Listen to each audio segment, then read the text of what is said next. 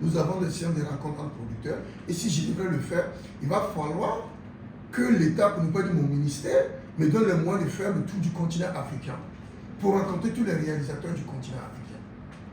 Nous, notre travail, c'est de rester au niveau du FESPACO, de recevoir des films, de mettre en place un comité international de sélection de films où des hommes et des femmes qui regardent au minimum 2 à 3 000 films par an vont visionner ces films-là et nous allons discuter comme nous le faisons actuellement et nous allons identifier ces films-là pour pouvoir les projeter.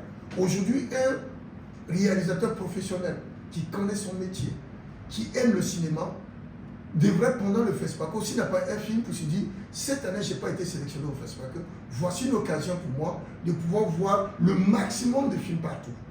Et après le FESPACO, dans sa stratégie de création, de pouvoir se faire une idée du cinéma, de pouvoir trouver sa démarche artistique comme on le dit, et de pouvoir rebondir pour être à la prochaine édition du FESPACO. Je pense que c'est comme ça qu'on crée. Je n'irai pas personnellement voir un réalisateur parler avec lui.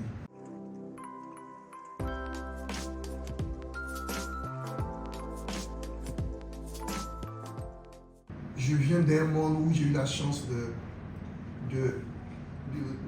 vivre la passion du cinéma. C'est vrai, j'ai beaucoup vécu à l'extérieur. J'ai connu à beaucoup de festivals, j'ai travaillé dans beaucoup de festivals. J'ai cette passion du cinéma, j'ai cet amour de pouvoir bien organiser des choses et de pouvoir accomplir fièrement aussi la mission qu'on me confie. Quand je suis arrivé au FESPACO, je sais que je n'étais pas l'enfant prodige quand je suis arrivé. Ça, je reconnais. Toutes les qualificatifs, certainement vous l'avez appris aussi. Voilà, étant lancé contre moi en fait en réalité. Je suis étranger, je ne connais pas la scène cinématographique burkinabé. Je veux vendre le FESPACO à l'étranger.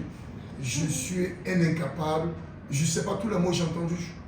Et à partir du moment que je recevais ces qualificatifs-là, je le prenais comme un défi pour moi en fait. À partir du moment que je sais que je suis de père et de mère, eux-mêmes nés burkinabés, et j'ai eu cette chance d'avoir étudié d'abord au Burkina et à l'étranger, d'avoir ces connaissances, et que mon pays, les premiers responsables du pays, m'ont demandé de venir prendre la direction du FESPACO, je me suis dit, voici l'occasion pour moi, bien vrai que j'ai longtemps hésité, de servir mon pays. Je savais que toutes les actions que je mènerais en Europe auraient moins d'impact que dans mon pays. Mon pays a plus besoin de moi que ce que j'ai fait à l'extérieur, c'est normal. Je gagnais ma vie, j'avais ma famille, j'étais dans très bonnes conditions pour travailler, mais je pense qu'à un certain moment de l'histoire de tout un chacun, lorsque ton pays a besoin de vous, il va falloir que de répondre. Nous sommes comme des soldats pour notre pays. Tout citoyen est un soldat pour son pays. Et c'est ça qui m'a motivé à venir. À venir, je me suis posé encore une fois de plus la problématique. Comment arriver à garder le label FESPACO en faisant de telles sorties qu'il quitte dans son carcan, disons, chaotique et non professionnel, pour amener le monde entier à croire au FESPACO, comme tout événement, comme Cannes, Berlin et autres. C'était le seul défi que je me suis lancé. Et j'ai réussi à constituer autour de moi des hommes et des femmes qui avaient la même volonté que moi. Et j'avais cette vision-là, de pouvoir faire du FESPACO l'événement incontournable dans le monde entier.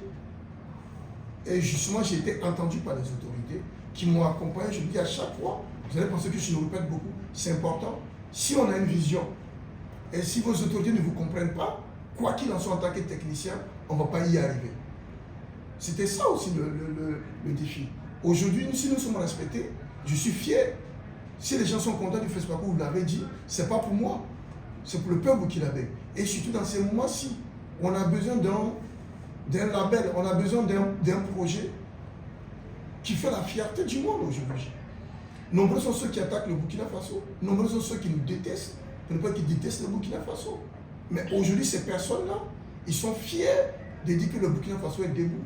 Et ceux qui sont venus du monde entier, qui ont vu ce qui s'est passé, ils sont nos ambassadeurs à l'extérieur de notre pays.